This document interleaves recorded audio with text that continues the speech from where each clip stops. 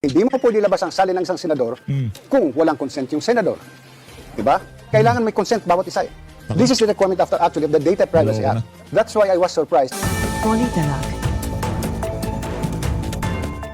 Pag-usapan naman ho natin yung naging one-on-one interview nitong si Ma'am Pinky dito kay retired Ombudsman Samuel Martires. Ano pa nga ba tatalakayin nila? Ito ho yung ika nga pinalutang na secret decision nitong si B0YING Remulla. At sasabunin niya ho ulit itong si B0YING na kung saan ang trabaho ng isang ombudsman hindi magpa-interview mayat-maya. Hindi mayat-maya ay nagpapapress con sa mga media. Mayat-maya binabanatan sa yung mga kalaban sa politika noong taong nag-appoint sa kanya. Sinusubaybayan ho kasi natin itong si Senator Alan. Pwede niyo ho siyang batiin dito sa video na to at pwede din ho kayo magpunta diyan sa kanyang live na yan sa kanyang FB page, Alan Peter Cayetano. Yan ho ang pangalan ng kanyang FB page. I-follow nyo na rin ho para pagka meron ho siyang bagong upload, inyo ho siyang mapapanood kaagad. At dito sa page update, siyempre mag-subscribe ho muna kayo. Tapusin nyo ho muna itong video na to bago kayo magpunta dito kay Senator Alan Peter Cayetano. Okay? I honor my mother.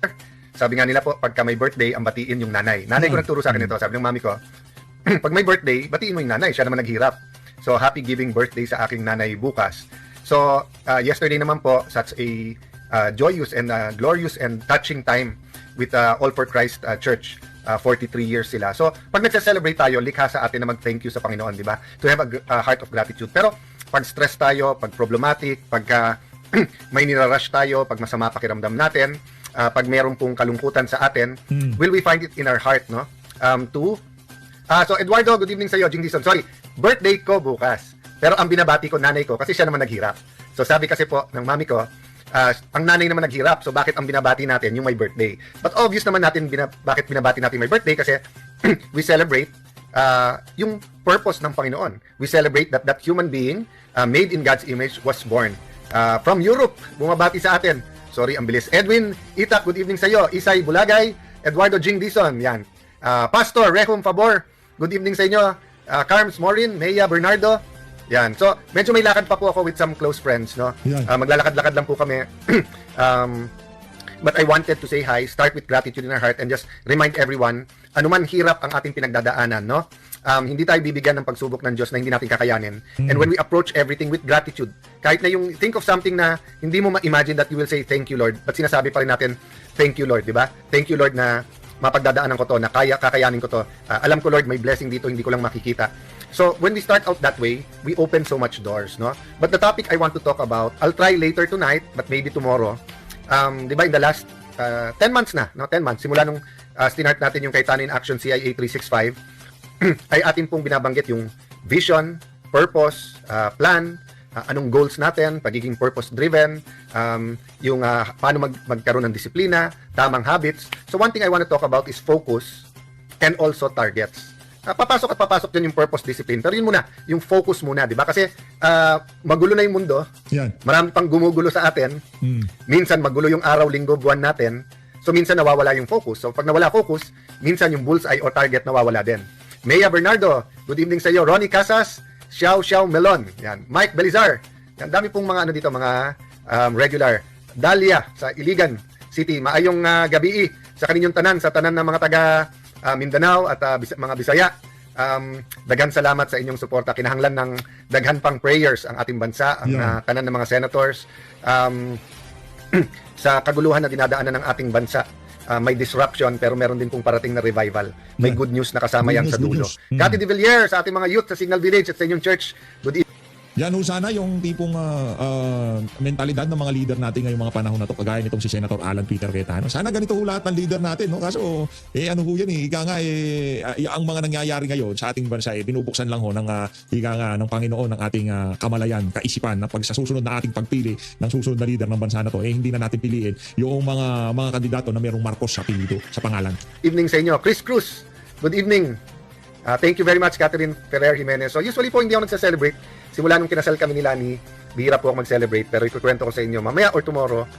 We started celebrating early this year. Doon muna tayo sa Camp Pangundiwa. We try to have an outreach with our persons deprived of liberty. Tapos that night, may napanood ako sa Facebook na isang kaibigan, asawa nung very close na friend, si Dr. Joyce, na kikita ko enjoy talaga yung barkada nila. May 80s sila na dance instructor. So sinubukan namin nag-dinner and then konting sayawan. Thank you, Otep Banyas! And congratulations kay Kuya Danny at sa buong organizing group ng Manila Art. Another very, very successful year. Thank you, paring Otep, sa mga not only your artwork, pero yung pag-advertise mo talaga. Kinet Z, shout out and God bless you. Maha B. Carino, good evening. William Roses, thank you very much. So guys, pag-isipan nyo muna what do we need to focus on, di ba?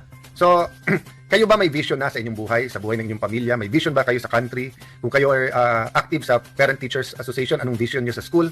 Kung kayo po ay active sa Homeowners Association, anong vision nyo sa lugar nyo? Kung ikaw ay active sa barangay, anong vision mo sa barangay mo, no?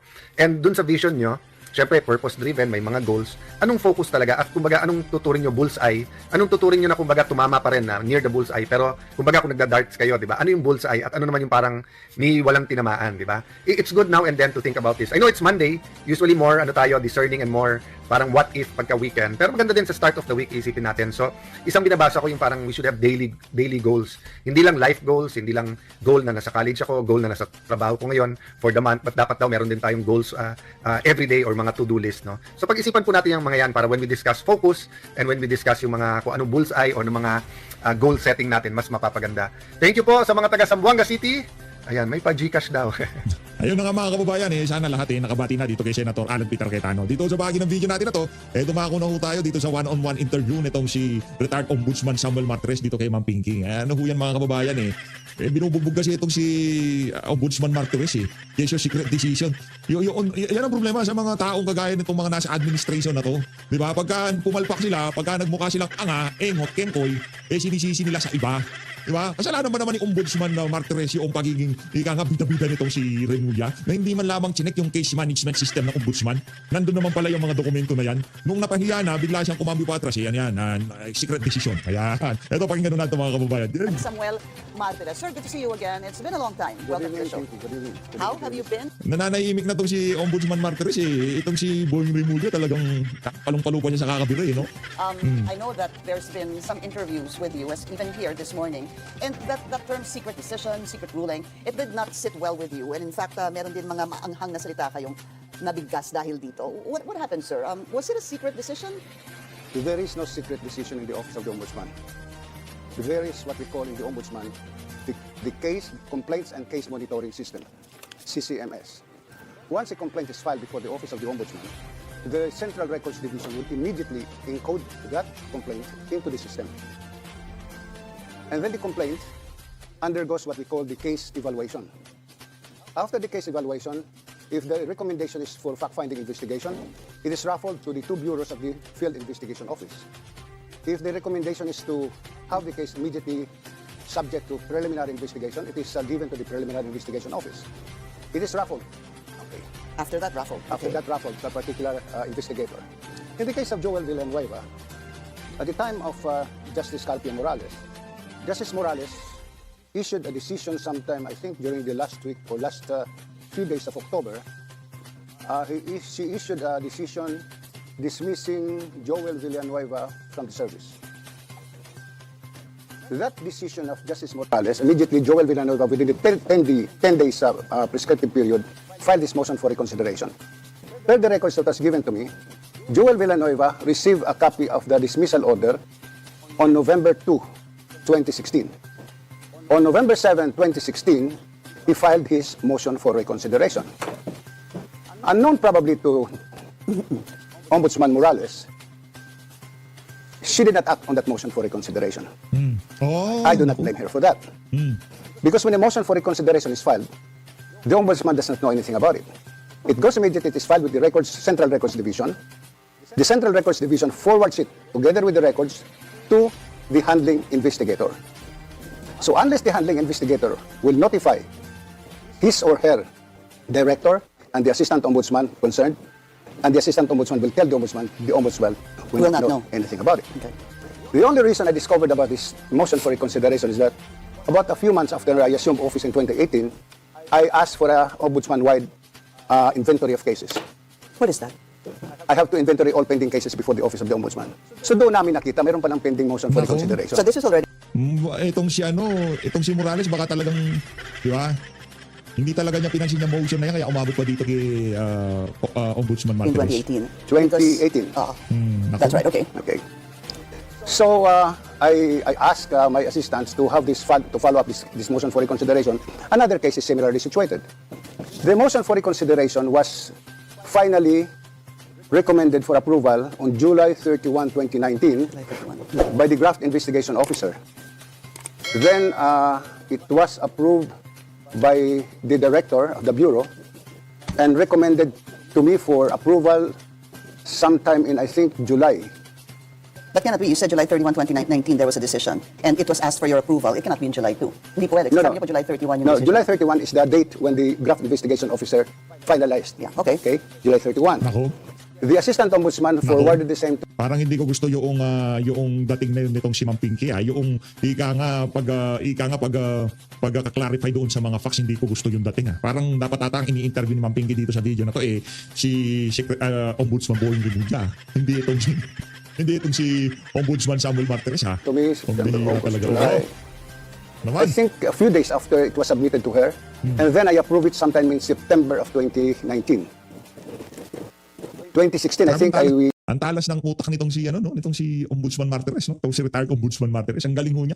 Tayo nga, yung ginawa natin kahapon, hindi na natin maalala Ito, 2019 pa to, 2018 pa itong mga inaano niya na to, mga inaalala niya. I approved it, and then on 2017, we informed the Senate of the existence of the... Sorry, sir. Sorry. Medyo nagkakagulo na po tayo sa dates.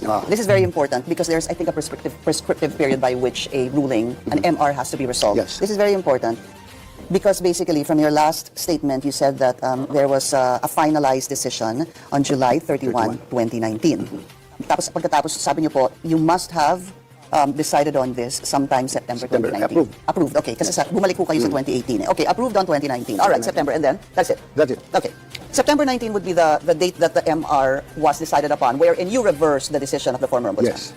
Is this well within the 2-year prescriptive period by which an MR should There is no resolve? prescriptive There's none, period sir. in the Office of the Ombudsman. This is the problem, actually. The Office of the Ombudsman is just performing executive functions. We call it executive functions because it only conducts preliminary investigation. The Office of the Ombudsman is not a regular court. The prescription of the Constitution that cases must be decided, speedy disposition of cases must be decided, refers to cases pending before the courts. And this is not a court. The ombudsman, The is Ombudsman not is a a court. court. Okay. The Ombudsman is just like the prosecutors of the Department of Justice. Okay. The one who said it should be decided within 2 years is not the law. It is the Supreme Court in its decision. That the Ombudsman, any decision of the Ombudsman beyond the 2-year period is considered as inordinate delay. Okay. Funny thing is, last year, or I think this year, Sorry, sir. Were you a member of the Supreme Court when it ruled that any decision by the Supreme Court must be, the ombudsman must be decided upon within the 2-year period, otherwise kung hindi po ay inordinate delay? Inordinate delay. Miyembro ba kayo ng Supreme Not Court? yet. No, it all started with the Tatad doctrine. Tatad has 3 years. The Ombudsman was given by the Supreme Court 3 years to complete its preliminary investigation. Then, in Kagang, I think, I was a member of the court, but I refused to sign. I think it went to 2 years. But this is a Supreme Court decision telling the Ombudsman what to do. And is that wrong? If the Supreme Court says in one case that it cannot, there is no inordinate delay with respect to decisions or preliminary investigations of the Department of Justice, then why is it that it is wrong for the Ombudsman, to go beyond the 2-year period? Okay. You cannot compare cases before the Office of the Ombudsman with cases pending before the Department of Justice. In the Department of Justice, they have murder cases, homicide, staffa. At best or at most, they will be having only about 10 or 20 documents. In Ombudsman, when you're investigating a violation of the Anti-Graft and Corrupt Practices Act, you're talking of hundreds of documents. And a prosecutor is not focused on that particular case. He has other assigned cases. Take a case of family. There are, I think, about 10,000 pages. You have to review each and every voucher with respect to the transactions in family. Who are the signatories? What is the amount involved? So magkaiba yung ginagawa sa Ombudsman sa preliminary investigation kaysa ginagawa sa DOJ. Yan. Document laden ang mag-imbestiga ng graft cases. When I was not yet with the Office of the Ombudsman, I had the same question, ba't ang tagal? Especially when I was still with the Sandigan Bayan, I always ask the prosecutors, ba't bang tagal ng inyong investigasyon kasi? Kaya kayo na inordinate delay. I did not understand.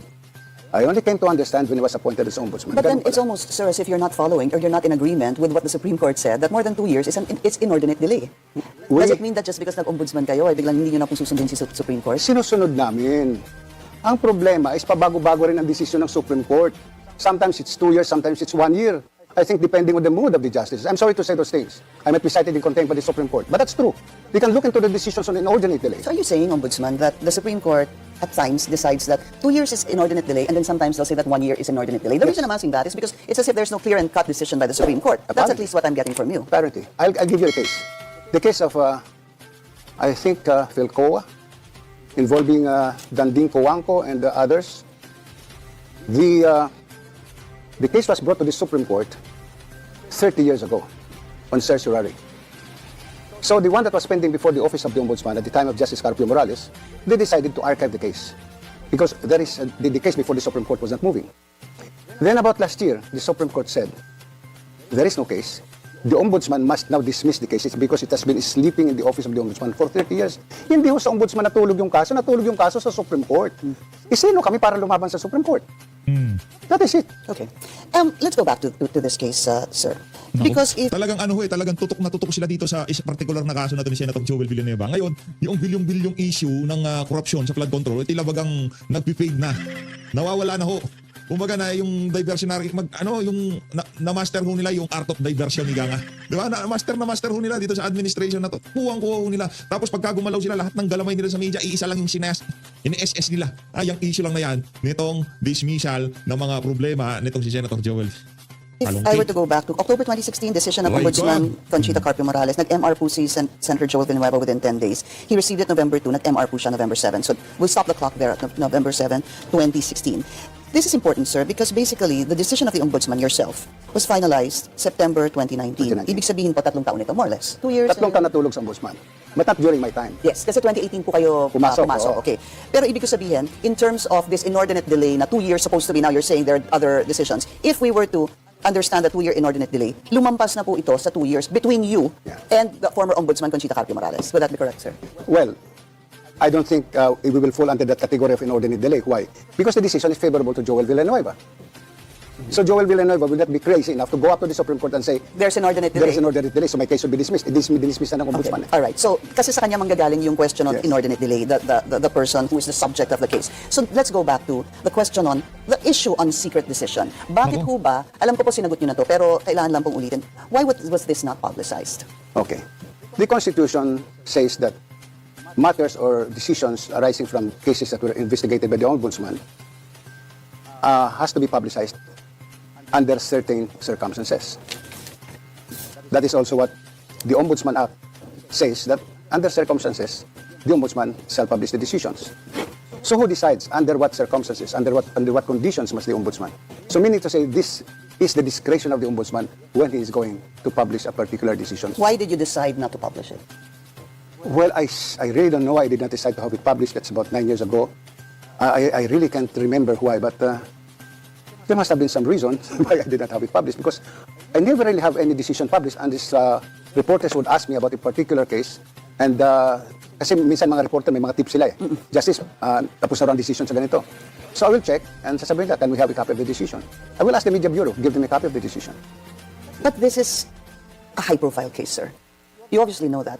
Ibabalik ko yung tanong sa inyo na ombudsman kayo eh, tanod bayan kayo eh. Kayo dapat ang nag-check ng corruption dito po sa mga elected officials. This is a case supposedly of the PDAF scam, not supposedly, it's the PDAF scam, it's a pork barrel scam to the tune of 10 million pesos that was supposedly, well, hindi po nagamit sa tama. In the same manner that the corruption scandal, the flood control scandal is taking center stage right now. In other words, ombudsman, it's a big case, it's Joel Villanueva, it's Senator Joel Villanueva. Why didn't you just publicize it? Because pag kayo po ay natanggal na doon, magtataka din po, didn't you think this was going to happen? Na bigla na lang po, sandali lang, ba't kaya hindi sinabi ni Ombudsman Samuel Martires na na-reverse na yung decision kay Senator Joel Villanueva? I really don't know the reasons why I did not have it published. But siguro naging ugali ko na hindi ako mahilig mag-publish mga decisions ko. Probably that's my temperament as a former member of the judiciary. But looking back, I don't think there is a necessity to publish this. Because, you know, the critics of Joel Villanueva will not really believe the defenses of Joel Villanueva. In much the same way that Justice Carpio Morales also did not believe in the defenses of Joel Villanueva. He raised two defenses. One, the Signature. signature is forged, and the other one is he is not a member of the Buhay Party List. Eh, paano namin kukontrahin yung findings ng question documents of the National Bureau of Investigation? The National Bureau of Investigation says the signatures are not similar. It's forged. Do I have to hire an expert to just say that is not a forged signature? This is no longer prosecution, this is persecution. All right. Ombudsman, we just need to take a very short break. We'll be right back. Ayun na nga mga kababayan, ano na ho natin to, i-forward na natin. Wala hong nakuha itong si Ma'am Pinky dito sa round 1, dito ho tayo sa round 2. Wala pa rin ho tayong naririnig na kung saan talagang tinatalakay yung mga magnanakaw dyan sa congressman. Kung ano ba, at kung sakaling, kasi tanong niya, kung sakaling kayong ombudsman ngayon na Ombudsman Martires, anong gagawin niyo dito sa mga issue ng flood control? Hindi ba ganun tanong ba? Si Joel, my goodness. Magkano ba yung napabalitang kinasangkutan nitong si Joel Villanueva noong mga panahon nito? Dito ho flood control, bilyon ang pinag-uusapan natin. Daang bilyon ang pinag-uusapan natin. Diba hindi ko sinasabing okay na yan, tapos na yan. Hindi. Makulong ang mga dapat makulong. Pero focus mo tayo si one issue at a time. Ika nga, hindi tayo pwedeng pagsabay-sabay niyan. Kaya Joel Villanueva tayo ngayon. Kaya Jingo Estrada tayo mamaya. Kay Congressman Paulo Duterte tayo ngayon, di ba? Kay DP Sara tayo. Hindi, focus muna tayo. Flood control project, flood control mess, ika nga.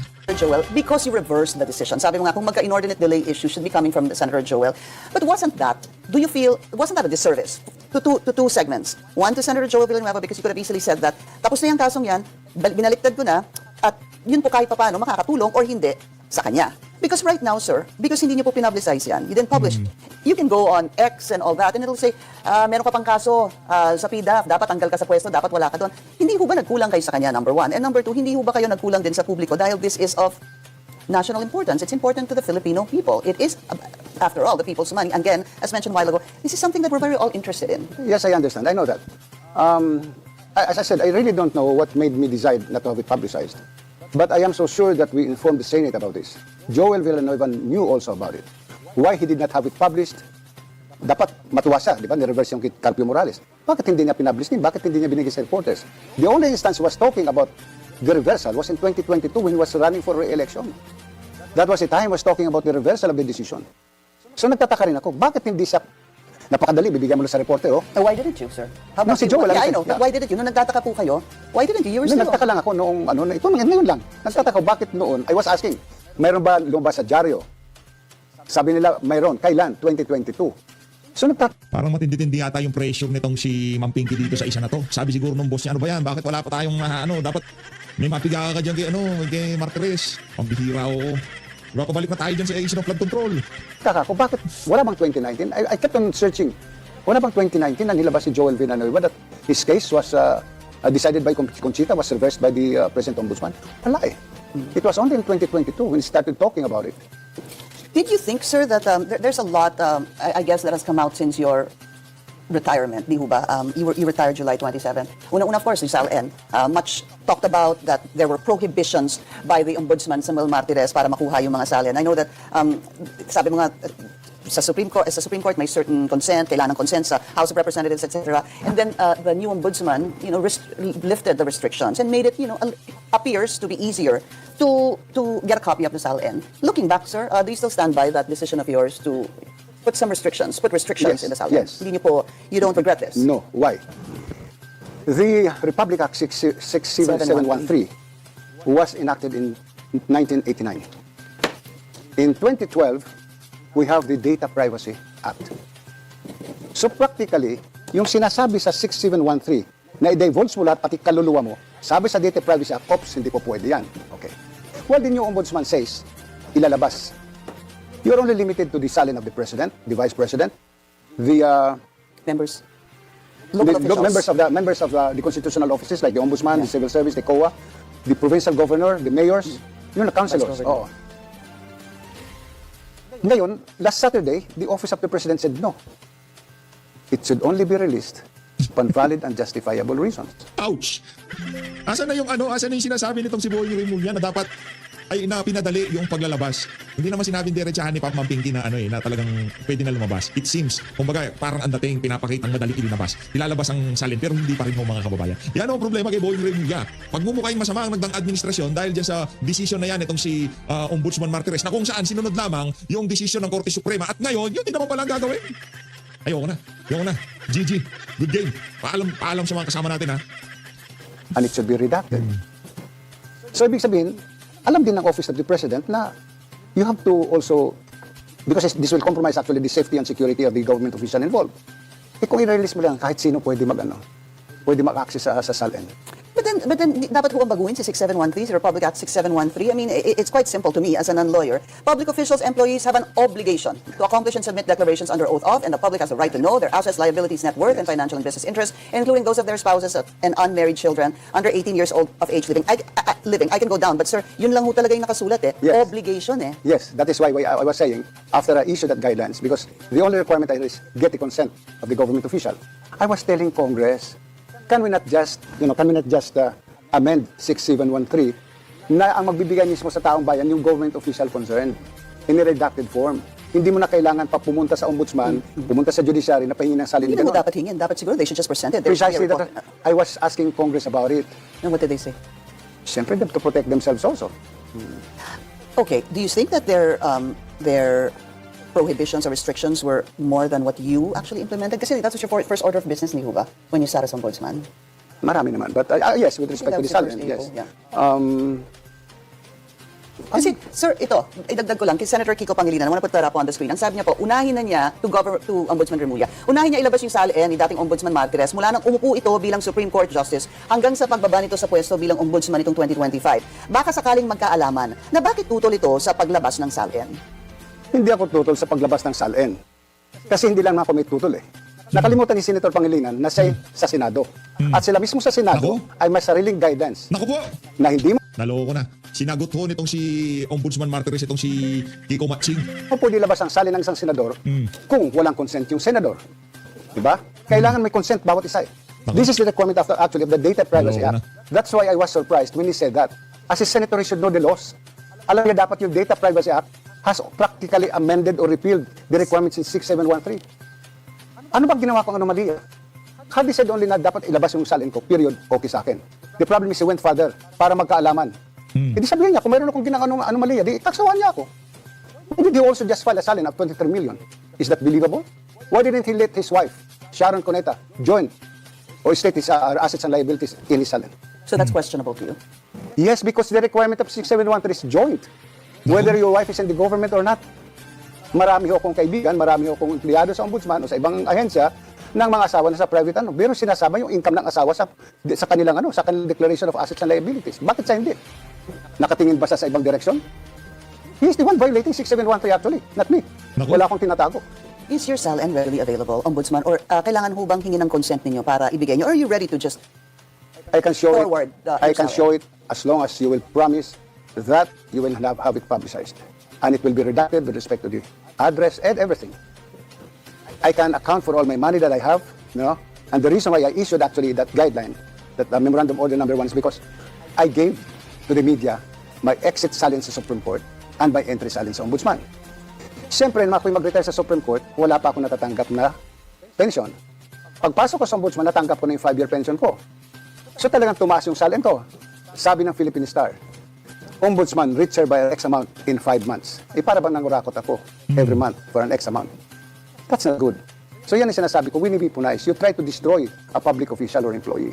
Would you be able to tell us how much you're worth, sir? Naku, kaya mo bang itanong yan kay Boying Remulla? Ay, tinanong nga pala. Pahiya ka, PH, pahiya ka. Tinanong niya si Boying Remulla. Fair. Palakpakan. Palakpakan natin itong si Ma'am Pinky. Tinanong niya. Kaso itong si Boying, marami akong pera. Alam niyo naman, maraming mga di ba? Ganito ganyan, kesyo ganon, di ba? Ganun yung mga bala ni Boying. What is your net worth? Now, I really don't know. I forgot. One question, sir. Siguro one more topic, no? There's been also this order for, dalawa po what I'm reading, a total of 204 hires in the Office of the Ombudsman are being asked to apply. Otherwise, they will be considered midnight appointees. Ang sabi po ni Ombudsman Remulla, you don't want to be arriving in a place, then all the empty seats you expected for your companions are suddenly filled up. Diretsuhan ng tanong na po, kayo ho ba bago umalis sa Office of Ombudsman, ay nagpasok ho kayo talaga ng daan-daan, lagyan na natin sa 200 or 300 people to fill up these positions? This is what actually happened, okay? We were filling up vacancies. As we were always the subject of an audit observation memorandum by KOA na maraming bakante sa ombudsman hindi namin finifilapan. So we started filling up vacancies slowly. Okay. Then, in 2023, I together with the deputies decided, or I myself decided, to merge the Field Investigation Office and the Preliminary Investigation Office to speed up the investigation of cases because of this inordinate delay issue. So 2024, August of 2024, I requested the Department of Budget and Management for the creation of 60 lawyer positions. From Draft Investigation Officer 1 to 4, Okay. it was approved. When it was approved by the Department of Budget and Management, immediately we asked the Civil Service Commission that it be published. So we had it published. But before that, the Department of Budget and Management gave us this notice of organization and staffing pattern, DINOSCA. Paulit-ulit na mga tinatanong yan ni Ma'am Pinky sa mga ibang na-interview niya. Pero ano lang, kumbaga yung issue nitong kay Senator Joel Villanueva, hindi ko alam kung akin lang yun, no, pati sa mga kasama natin dito sa PHRD. Ang dating para sa akin, pilit na pilit. Politalag.